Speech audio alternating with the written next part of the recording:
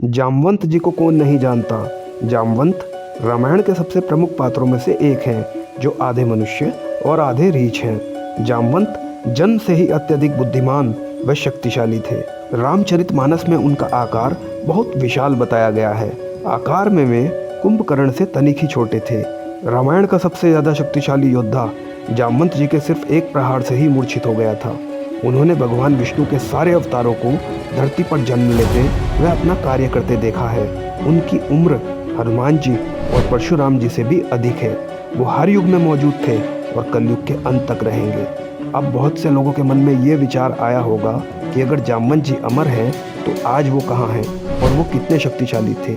जानेंगे आज की इस वीडियो में, बने रहिए अंत तक। दरअसल मित्रों, जामवंत जी का जन्म राजा बलि के काल सतयुग में हुआ था, लेकिन उनकी मुख्य भूमिका त्रेता युग में भगवान राम के समय रही। रामचरितमानस के अनुसार जब वानर सेना समुद्र पार करने की योजना बना रही थी, तब सभी अपनी अपनी क्षमता द्वारा समुद्र को पार करने की बात कर रहे थे। उस समय सबने जामवंत जी से ये प्रार्थना की कि सबसे बड़े होने के कारण वही समुद्र को पार करने का कोई उपाय बताएं। तब जामवंत जी ने सबको अपने बल के बारे में बताया था। जामवंत जी ने वानर सेना से कहा कि इस समय मैं बूढ़ा हो गया हूँ, फिर भी मैं एक बार में 90 योजन तक जा सकता हूँ।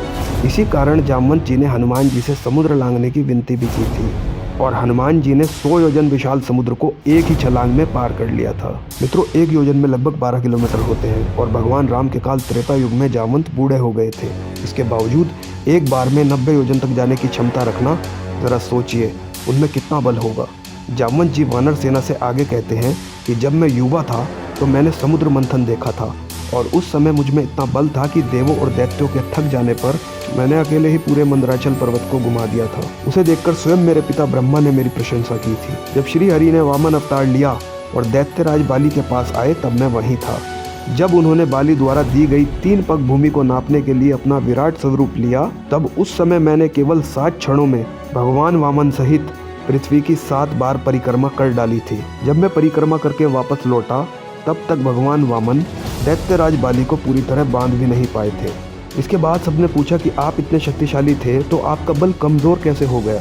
इस पर जामवंत जी बताते हैं कि भगवान वामन के पृथ्वी को नापते समय जब मैं अत्यंत तेज़ गति से उनकी परिक्रमा कर रहा था, तो अंतिम परिक्रमा के समय मेरे पैर के अंगूठे का नाखून महामेरु पर्वत से छू गया, जिससे उसका शिखर खंडित हो गया। इसे मेरु ने अपना अपमान माना और मुझे मेरा बल कमज़ोर हो जाने का श्राप दे दिया। मित्रों, जब राम रावण युद्ध चल रहा था तो रावण द्वारा बहुत अधिक मात्रा में वानर सेना मारी जा रही थी।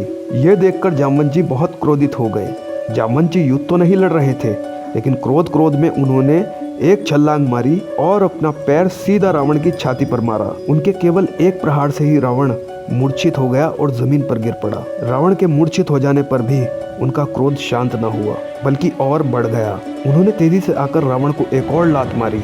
यह देखकर रावण का सारथी घबरा गया। उसे ऐसा लगा कि रावण के प्राण न निकल जाए, इसलिए उसने तुरंत रावण को वहां से खींचकर हटा लिया।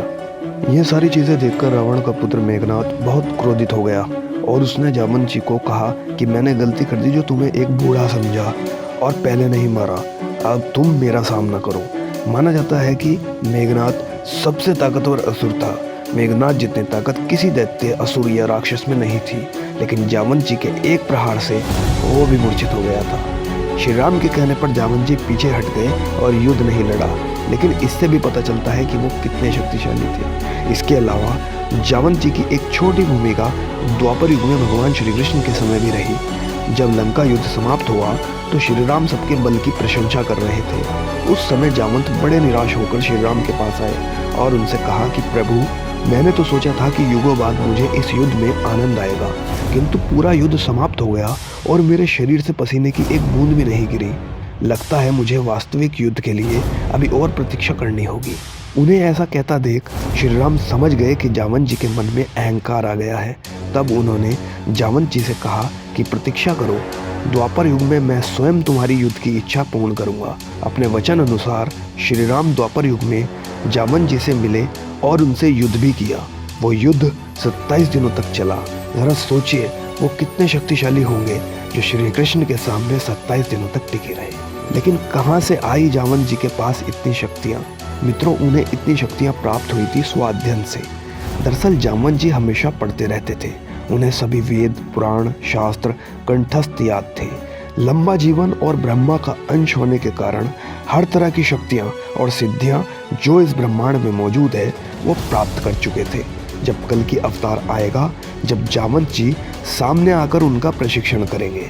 अब बहुत से लोगों के मन में ये विचार भी आया होगा कि अगर जामवंत जी अमर हैं तो आज वो कहाँ हैं। दो बातें सामने आती हैं मित्रों। पहली ये कि उत्तर प्रदेश के बरेली के पास जामगढ़ में एक प्राचीन गुफा है। कहा जाता है कि यहाँ जामवंत जी हजारों वर्षों तक रहे थे। यहाँ गणेश जामवंत की मूर्ति स्थापित है। ये प्रतिमा हर साल एक तिल के बराबर बढ़ती जा रही है। दूसरी बात ये कि जामवंत जी ने जामतुन नाम की एक नगरी बसाई थी। ये प्राचीन नगरी मध्य प्रदेश के रतलाम जिले के पास है। यहाँ एक गुफा मिली है जो जामवंत जी का निवास स्थान माना जाता है। मित्रों, आज के समय में इंसान के अंदर इतनी शक्ति नहीं कि वो उनके तेज को बर्दाश्त कर सके। जब तक वो खुद ना चाहें, कोई उन्हें नहीं देख सकता। जाने से पहले जामवंत जी के लिए कुछ कमेंट अवश्य करें और वीडियो अगर अच्छी लगी है तो लाइक करें, सब्सक्राइब करें। धन्यवाद।